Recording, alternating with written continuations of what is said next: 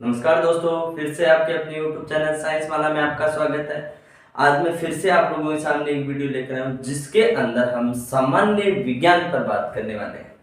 सामान्य विज्ञान पर अगर हम बात करें तो अभी जो एग्जाम होने हैं उन सभी में सामान्य विज्ञान अपना योगदान देता है, अपना प्रभाव दिखाता है, उसमें क्वेश्चन पूछे जाते हैं। तो हम क्या करेंगे, सामान्य विज्ञान के प्रश्नों पर इस वीडियो में बात करने वाले हैं कि सामान्य विज्ञान की टॉपिक किस प्रकार से हैं, उनमें से किस प्रकार से क्वेश्चन पूछे जाते हैं। एक बात। दूसरी बात, राजस्थान पुलिस के फिजिकल की डेट आ चुकी है 26/10/2023 से 31/10/2023। जल्दी उसका थ्योरिकल एग्जाम होना है, तो उसका बैच, उसके जो जनरल साइंस है वो मैं आप लोगों को उपलब्ध करवाऊंगा और आज से ही मैं वो वीडियो स्टार्ट कर रहा हूँ। तो आपने अगर अभी तक मेरा चैनल सब्सक्राइब नहीं किया तो आप मेरा चैनल सब्सक्राइब कर लीजिए। राजस्थान पुलिस की जनरल साइंस आपको एनसीईआरटी माध्यमिक शिक्षा बोर्ड पर आधारित, एनसीईआरटी पर आधारित जो किताबें हैं उनमें से आप लोगों को करवाऊंगा। एक भी टॉपिक, एक भी क्वेश्चन आपका उस वीडियो से बाहर नहीं जाएगा। पूरा प्रयास रहेगा कि आपके जो जितने भी क्वेश्चन आते हैं वो सब के सब इसमें करवाए जाएंगे, आपको वीडियो के माध्यम से उपलब्ध हो। लेकिन उससे पहले आप लोगों को मेरे चैनल से जुड़ना होगा। बिल्कुल आप लोगों को ऐसा लगे कि हाँ कमी है तो आप लोग उसको शेयर या सब्सक्राइब वीडियो चैनल को मत करना चाहिए, लेकिन आप लोग एक बार देखो, समझो, उसके बाद आप कमेंट करके जरूर बता सकते हो। तो देखो, ऐसा नहीं है कि ये टॉपिक जनरल साइंस के जो है राजस्थान पुलिस में काम में आएंगे, आगे सीएटी का एग्जाम होना है उसमें भी काम आएंगे, आपको आगे रिट की भर्ती परीक्षा होनी है उसमें से काम आएंगे, फिजिक्स, केमिस्ट्री, बायो, तीनों में से क्वेश्चन आप लोगों को जनरल साइंस के हर कंपटीशन में पूछे जाते हैं। तो हम क्यों ना एक बैच स्टार्ट करते हैं जनरल साइंस का, जनरल साइंस को लेकर एक वीडियो बनाते हैं जिससे आप लोगों को एनसीईआरटी पर आधारित, माध्यमिक शिक्षा बोर्ड पर आधारित जो भी किताबें हैं उनमें से जो क्वेश्चन है वो आप लोगों को इस वीडियो में, इन वीडियो में देखने को मिलेंगे। आपके भविष्य को ध्यान में रखते हुए, आपके जो एग्जाम है उनमें आने वाले क्वेश्चनों को देखते हुए, एनसीईआरटी का सिलेबस बहुत ज्यादा इंपॉर्टेंट है, उन पर क्वेश्चन पूछे जाते हैं। माध्यमिक शिक्षा बोर्ड में से जो किताबें हैं उनमें से क्वेश्चन पूछे जाते हैं। मेरा जो जनरल साइंस का जो पैटर्न रहेगा वो आपको कक्षा 6 से 10 तक की जो किताबें हैं उनमें देखने को मिलेगा। उन्हीं में से मैं टॉपिक निकालकर आप लोगों को करवाऊंगा। तो देखो, आज का अपना टॉपिक, राजस्थान पुलिस में ये पॉइंट दे रखा है, पोषक पदार्थ। कौन सा? पोषक पदार्थ। देखो, पोषक पदार्थ से बात करने से पहले पोषक पदार्थ कहां पर पाए जाते हैं, किन में होते हैं, वो चीज हम करेंगे। देखो, जीवित रहने के लिए हमें किसकी आवश्यकता होती है? भोजन की आवश्यकता होती है। किसकी? भोजन की आवश्यकता होती है। भोजन जो होता है, जीवित रहने के लिए हमें भोजन की आवश्यकता होती है। भोजन से हमें क्या प्राप्त होती है? भोजन से हमें ऊर्जा प्राप्त होती है, शरीर की वृद्धि होती है, शरीर का विकास होता है। तो भोजन हमारे लिए बहुत ज्यादा इंपॉर्टेंट है कि हम भोजन करते हैं तो हमें ऊर्जा प्राप्त होती है, वृद्धि होती है, विकास होता है। तो हमें संतुलित भोजन करना आवश्यक है। हमारे शरीर को सुचारू रूप से चलाने के लिए हमें क्या करना चाहिए? संतुलित भोजन करना चाहिए। संतुलित भोजन कौन सा होता है? जिसके अंदर पोषक पदार्थ मिले होते हैं। हम रोज डाइट के अंदर अगर पोषक पदार्थ युक्त भोजन करते हैं तो हमारा शरीर क्या रहता है? स्वस्थ रहता है, उसमें निरंतर वृद्धि, विकास होता रहता है और हम एनर्जेटिक रहते हैं, हमें ऊर्जा प्राप्त होती रहती है। ये पोषक तत्व कौन कौन से हैं जिसको हमें भोजन के अंदर सेवन करना चाहिए? बात करें तो कार्बोहाइड्रेट,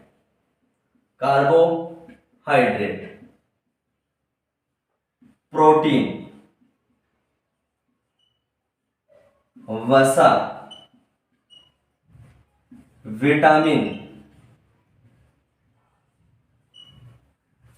खनिज लवण,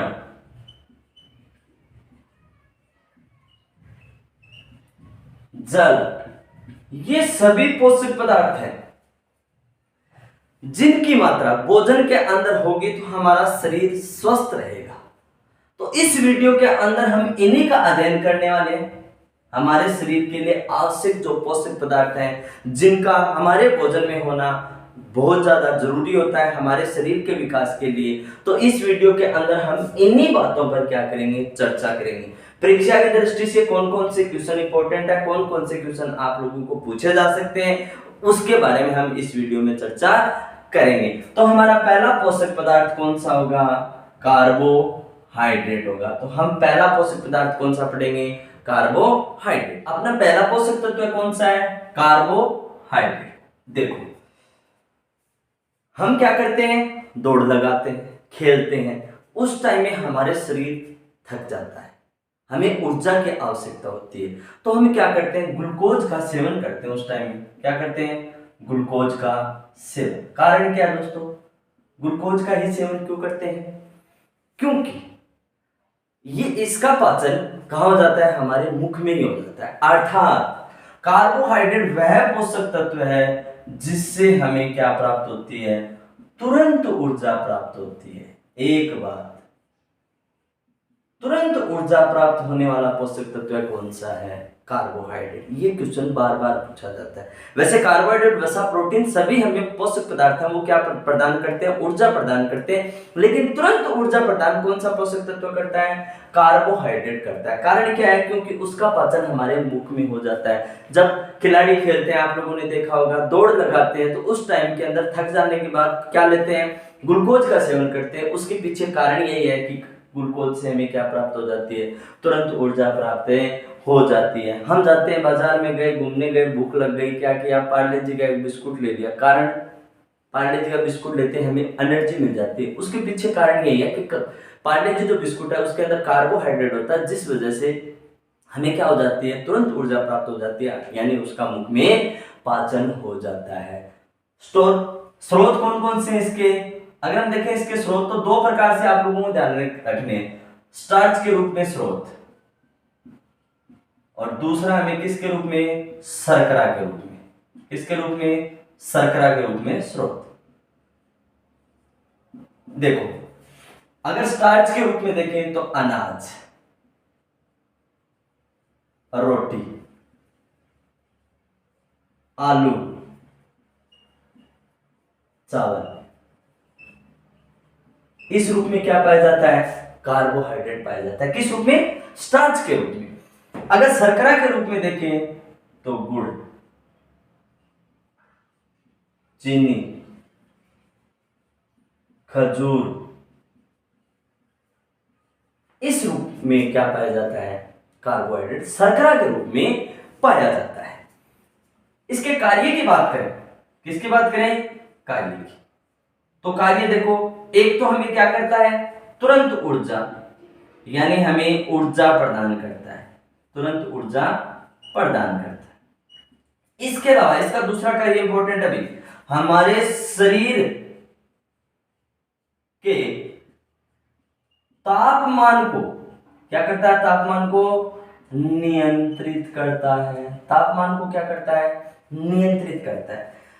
तीसरा इसका कार्य भी बहुत ज्यादा इंपॉर्टेंट है, यानी हमारे जो अंग, कोशिका, ऊतक, जो हमारे शरीर को सुचारू रूप से चलाने का काम करते हैं, उनकी कार्य क्षमता को बढ़ाता है, कार्य क्षमता को बढ़ाता है। इसकी कमी से, कार्बोहाइड्रेट की अगर कमी हो जाएगी तो हमारा शरीर की क्या हो जाएगी, कार्य क्षमता, क्या कार्य क्षमता क्या हो जाती है, कार्य क्षमता में कमी आ जाती है। इंपॉर्टेंट बात है दोस्तों, कार्बोहाइड्रेट की कमी होगी तो हमारे शरीर में किसकी कमी आ जाएगी, हमारे जो कार्य करने की क्षमता है उसमें क्या आ जाती है, कमी आ जाती है। एक कार्बोहाइड्रेट के बारे में आप लोगों को इतनी बातें ध्यान में रखनी है। पहली बात, इससे क्या प्राप्त होती है, तुरंत ऊर्जा प्राप्त होती है। जैसे ही हम क्या करते हैं, इसको मुख में लेते हैं कार्बोहाइड्रेट को, तो मुख में इसका क्या हो जाता है, पाचन हो जाता है, जिस वजह से इससे क्या प्राप्त हो जाती है, तुरंत ऊर्जा प्राप्त हो जाती है। इसके अलावा इसके स्टार्च के रूप में स्रोत अनाज, रोटी, आलू, चावल, ये स्टार्च के रूप में स्रोत है। क्वेश्चन पूछा जाता है कि स्टार्च के रूप में, शर्करा के रूप में, शर्करा के रूप में गुड़, चीनी, खजूर, ये होंगे कार्बोहाइड्रेट के स्रोत। कार्य क्या है, तीनों इंपॉर्टेंट है। तुरंत ऊर्जा कौन से पोषक तत्व से प्राप्त होती है, कौन से पोषक पदार्थ से, कार्बोहाइड्रेट से। शरीर के तापमान को नियंत्रित करने में कौन सा पोषक तत्व सहायक है, कार्बोहाइड्रेट। अंग, कोशिका, ऊतक आदि की कार्य क्षमता बढ़ाने का कौन सा पोषक तत्व करता है, कार्बोहाइड्रेट करता है। ये सबसे इंपॉर्टेंट बातें हैं। इसकी कमी से क्या हो जाता है, शरीर की कार्य क्षमता में क्या आ जाती है, कमी आ जाती है। इससे बाहर क्वेश्चन आप लोगों को देखने को नहीं मिलेगा। कार्बोहाइड्रेट में से अगर क्वेश्चन आता है तो ये तीनों इसके क्या है, इंपॉर्टेंट है। इस प्रकार से कार्बोहाइड्रेट को आप लोगों को याद रखना। दूसरा अपना पोषक तत्व कौन सा है, प्रोटीन। देखो इसका मुख्य हमारे शरीर की जो जैव रासायनिक क्रियाएं होती हैं, जैव रासायनिक क्रियाओं, इसके अलावा कोशिका, विकास एवं मरम्मत में सबसे इंपॉर्टेंट पोषक तत्व है, पोषक पदार्थ। हमारी जैव रासायनिक क्रियाएं उनको संपन्न करने का कार्य प्रोटीन, कोशिका विकास और उसकी मरम्मत करने का कार्य कौन करती है, प्रोटीन। हमारे शरीर में वृद्धि और विकास, वृद्धि तो दिमाग तेज होना, इस प्रकार की जो एक्टिविटी है वो किस पे निर्भर करती हैं, कौन से पोषक तत्व पे, प्रोटीन पर। इसका अगर हम देखें स्रोत, इसके स्रोत देखें तो क्या होते हैं, मछली, दाल, अंडा, मांस, फलीदार सब्जियां, अंकुरित अनाज, मटर, ये सभी क्या है, इसके पोषक तत्व है, यानी इसके स्रोत है। अगर हम देखें कार्य, एक तो हमारे शरीर की वृद्धि विकास में क्या होता है, सहायक होता है। प्रोटीन जो पोषक तत्व है हमारे शरीर की वृद्धि और विकास में सहायक होता है। इसके अलावा हमारे शरीर की जो क्या है, टूट फूट की मरम्मत में आवश्यक पोषक तत्व है। इसके अलावा अगर हम देखें तो हमारी जो जैव क्रियाएं हैं, जैव रासायनिक क्रियाएं हैं, क्रियाओं में ये किस रूप में कार्य करता है, एंजाइम के रूप में कार्य करता है। किस रूप में कार्य करता है, एंजाइम के रूप में कार्य करता है। इसके अलावा प्रोटीन से क्या प्राप्त होती है, नाइट्रोजन प्राप्त होती है, जो हमारे शरीर के विकास एवं वृद्धि के लिए आवश्यक होती है। तो प्रोटीन से हमें क्या प्राप्त होती है, नाइट्रोजन प्राप्त होती है। कमी से देखें तो इसकी कमी से दो रोग होते हैं। कमी से एक मेरेस्मस, एक क्वाशियरकोर, ये दो रोग होते हैं। देखो मेरेस्मस में क्या होता है, व्यक्ति दुबला पतला हो जाता है, सूख जाता है। क्वाशियरकोर में व्यक्ति फूल जाता है। क्या हो जाता है, फूल जाता है। तो क्वाशियरकोर यानी उसका पेट ज्यादा फूल जाता है। क्वाशियरकोर यानी फूलना, क्या हो जाता है, पेट फूल जाता है। मेरेस्मस में कमजोर होना, मरना, नाम से स्पष्ट हो रहा है, उस प्रकार से आप सेट कर सकते हो। इसमें व्यक्ति का शरीर क्या हो जाता है, सिंकुड़ जाता है और इसमें फूल जाता है। इसमें क्या हो जाता है, फूल जाता है। क्वाशियरकोर नाम से इस प्रकार से हम देख सकते हैं। तो प्रोटीन की कमी से ये रोग होते हैं, आप लोगों को ध्यान में रखने हैं दोस्तों। प्रोटीन की आवश्यकता कब पड़ती है? ज्यादातर जो बाल्यावस्था है, बाल्यावस्था और किशोरावस्था, इनमें प्रोटीन की ज्यादा आवश्यकता होती है। कारण यहां पर शरीर का और मानसिक रूप से और शारीरिक रूप से क्या होता है, इन अवस्थाओं में विकास होता है। किशोरावस्था में मानसिक रूप से इसका विकास, मानसिक रूप से विकास करने में प्रोटीन सहायक है। बाल्यावस्था में शारीरिक रूप से विकास करने में क्या होती है, सहायक होती है। हमारे जनन अंग है उनमें परिपक्वता लाने में प्रोटीन क्या होती है, सहायक होती है। अगर आप कंपटीशन की तैयारी कर रहे हो तो आपको मानसिक रूप से मजबूत होना जरूरी है, तो इसलिए आप ज्यादा से ज्यादा प्रोटीन का क्या कीजिए, सेवन कीजिए। अन्य जो पढ़ाई में प्रोटीन का बहुत ज्यादा योगदान रहता है। प्रोटीन से क्या होती है, व्यक्ति की बुद्धिमत्ता बढ़ती है, शरीर का वृद्धि विकास, इस प्रकार की क्रियाएं क्या होती हैं, संपन्न होती हैं। इस प्रकार से हम प्रोटीन के बारे में जान सकते हैं। आप लोग इतनी बात ध्यान में रख लोगे तो आपका प्रोटीन का जो पोषक पदार्थ है वो कंप्लीट हो जाएगा और इसी में से क्वेश्चन पूछे जाएंगे। तीसरा अपना पोषक तत्व, इंपॉर्टेंट पोषक तत्व कौन सा है, वसा। देखो वसा के लिए स्रोत अगर हम देखना चाहें, स्रोत तो एक वनस्पति, वनस्पतियों से हमें क्या प्राप्त होती है, वसा प्राप्त होती है, और दूसरी जंतुओं से हमें वसा प्राप्त होती है। वनस्पतियों से देखें तो तेल, नारियल, तेलीय पदार्थ बता सकते हो आप, तेलीय पदार्थ, नारियल, मूंगफली, अखरोट, ये क्या है, वनस्पतियों से प्राप्त होने वाले वसा के स्रोत है। जंतुओं से अगर हमें कोई पूछे तो आप बता सकते हो मांस, मछली, अंडा,